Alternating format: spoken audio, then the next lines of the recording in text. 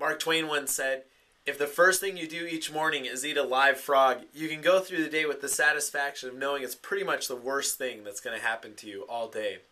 I thought the phrase eat the frog was pretty common. And as I've been talking to people the last few days, I realize it's not. People haven't heard that story or that phrase. But I think it relates really well to our lives, especially as leaders that have a lot to get done. A lot of times we become fearful of a task for whatever reason, and we don't jump on it. We don't accomplish it. I feel like I'm a person that doesn't have a whole lot of fears that hold me back. I hitchhiked across the United States of America twice as a teenager, and a few years ago when I was going to conquer all my fears, I hate snakes, dark water, and sharks. And so one time I decided I was going to go swimming at night in a place where I've seen both sea snakes and a dead, big, long 6-foot snake floating in the ocean.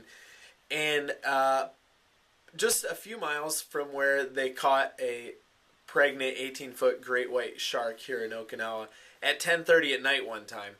And so I went down, and I was scared, and I wasn't going to take my light, and I wasn't going to take my goggles, and I tried to put on my flippers, and I couldn't figure it out in the dark, so I ended up putting them back on shore, and I swam out to the deep part of the ocean where the sharks could be, and I swam down about 5 minutes. It's a place called Maida, and then there's a cave in there, and so I swam into the cave, pitch black, can't see jack booty squat, and you can swim in probably, 75, 100 feet into the cave, and then actually crawl out and crawl up this mountain and out. And so I did that, so I should have no fears the rest of my life, according to some, because I have done what I'm afraid of.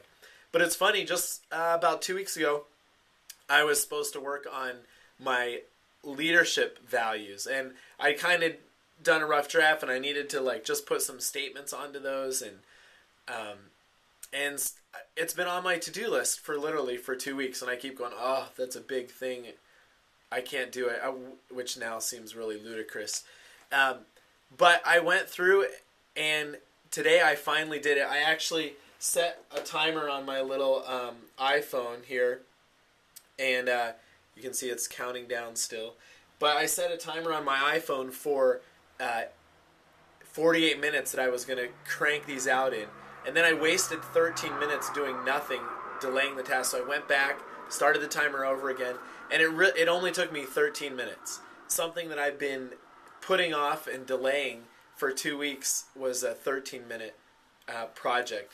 Brian Chasey has a book called Eat That Frog. I was reading the Sustainable Youth Ministry, and the author, Mark DeVries, recommended this book, so I grabbed it, and it's good.